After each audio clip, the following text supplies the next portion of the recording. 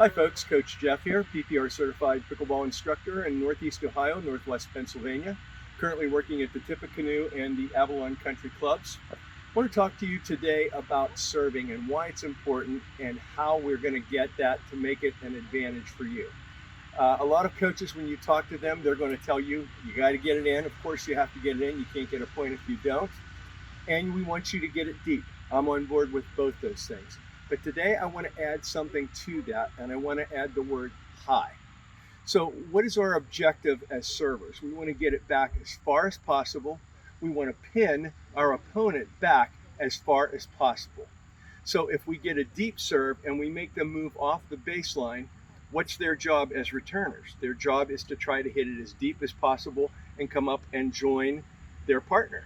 So the further we put it back, the harder it is for them to get up to the non-volley zone. The second part of that is, as far back as we can get them, the harder it is for them to hit a deep shot and keep my partner and I back here as servers. All right, so what we want to do, we want to get that serve back as far as possible, not only deep, but high. Think about bouncing a dink shot. When we're playing dinks and we get a dink that bounces too high, what happens? It's an attackable ball, right? It's the exact opposite if we can get a nice deep return back all the way back on the baseline. It's going to bounce high and it's going to move our opponents back further and further. That means in order for them to hit a deep shot, they're going to have to get way back here, and all of a sudden now they're hitting at 45, 46, 47 feet to get it back to the back. If they hit it too far, we win the point. More than likely, they're going to play it safe. They're going to try to hit a shot, but it isn't going to be as deep as possible. That allows my partner and I to move up to the non-volley zone, hit the ball, and continue on up. So I want to add high to the vocabulary, and I want to show you how to hit the shot right now. Okay, so how do we get the ball to be higher than what our normal serve is? Here's what I see from a lot of my students, from beginners, advanced beginners, and even for my intermediate students. I see them standing like this with their shoulder exactly at this point. What that does is that gives us a very flat shot. When we're hitting it very low, we're hitting it very flat. And in order to get it deep, we have to hit it high. It's very hard to hit a high ball when our shoulders are exactly at parity.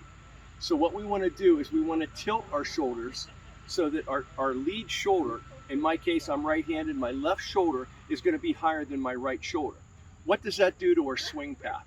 If my swing path is down here and my shoulders are up here, when I swing, I'm swinging up. I'm creating a high arc. That's what we need to hit a high shot. So the key thing is to dip your right leg back. So if I'm standing here and I'm getting ready to serve, the last thing I want to do is dip my right leg down, creating that arc on my shoulders. And now when I hit, I'm hitting a nice high shot, low to high. Let me do that one more time for you. And as always, we want to hit that out in front of us. Dip that right leg. And that's the stroke we want to hit.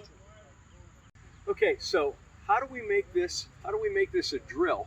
Most of my students don't like to drill, but if I make it a game, they're like, oh, a game, well, that's great.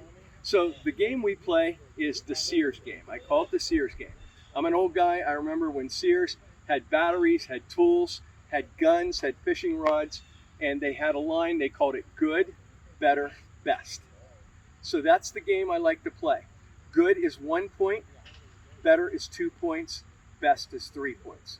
So if they're serving diagonally and they land it here, it's good, it's in, it's good, it's worth 1 point.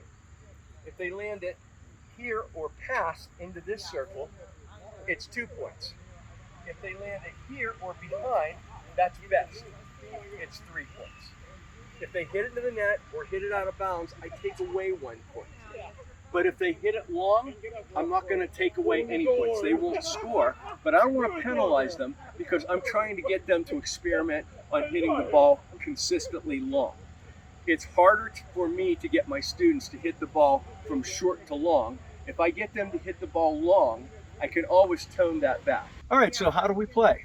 So what I typically do is I'll give every student 7 tries. So we'll start with serve one.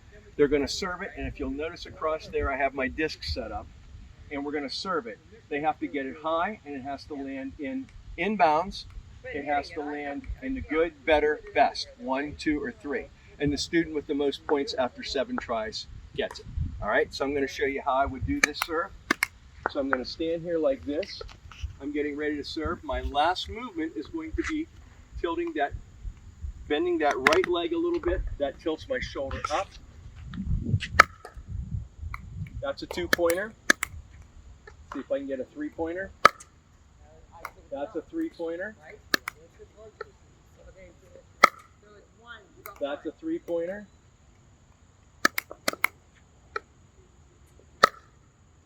That's a 3-pointer.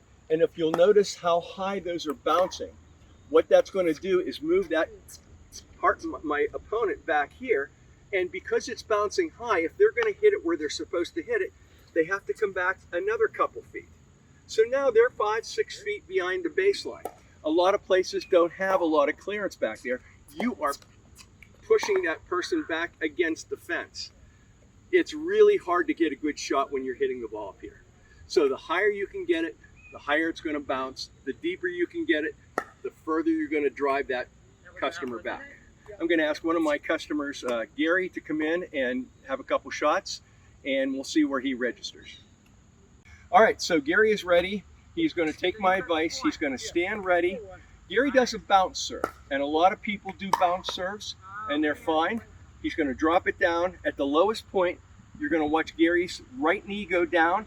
He's going to create an upward swing path. He's going to try to get as many in the best that he can. All right, let's try that, Gary. Okay, that was a 3-pointer. Let's get some more.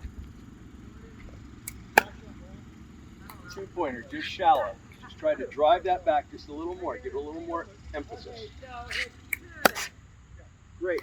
There's a 3-pointer. One more.